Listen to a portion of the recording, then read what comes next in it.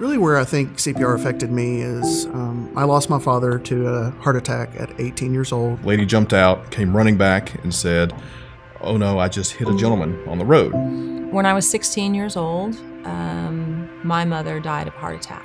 Our 3-year-old son, who yelled for me, and our 1.5-year-old son, Ridge, were in the tub, and the last thing I ever expected to see was to see Ridge floating, face up.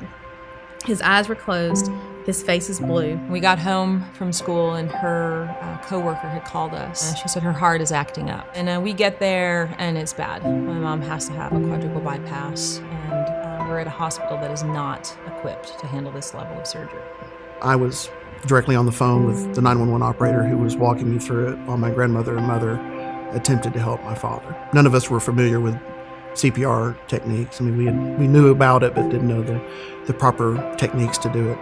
My wife, as she always does in emergency situations, screamed, "My husband's a nurse," checked his pulse, no pulse, and so just immediately started CPR. She had died in the helicopter on the way over to the hospital.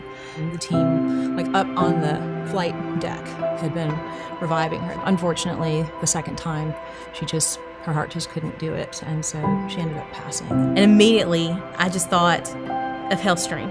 What have I learned? I just hit Ridge on the back about 2 or 3 times to see if the water would come up.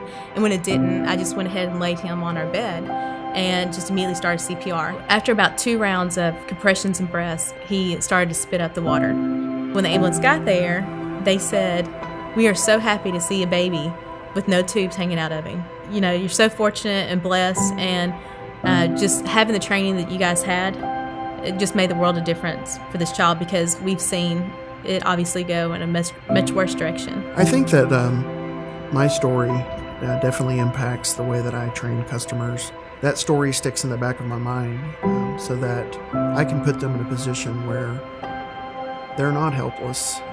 It adds value into my life as a motivation for me to get out of bed in the morning, to know that the work that we do here, even in the marketing department, is going to help hopefully save somebody's life someday. A lot of people think it won't happen to me.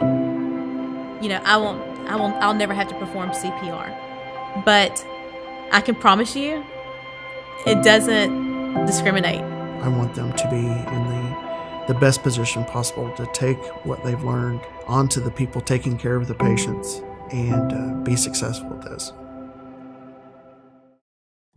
As these stories demonstrate, receiving care from healthcare professionals who are well-trained in resuscitation can make all the difference between life and death. At HealthStream, all of our employees are driven by a passion to improve the quality of healthcare. We are doing that by offering the best possible training for a wide range of clinical skills, including resuscitation. We are proud to be a part of the solution by bringing high-impact, quality clinical training to millions of healthcare professionals. Nowhere is this more important than in resuscitation, where lives are at stake.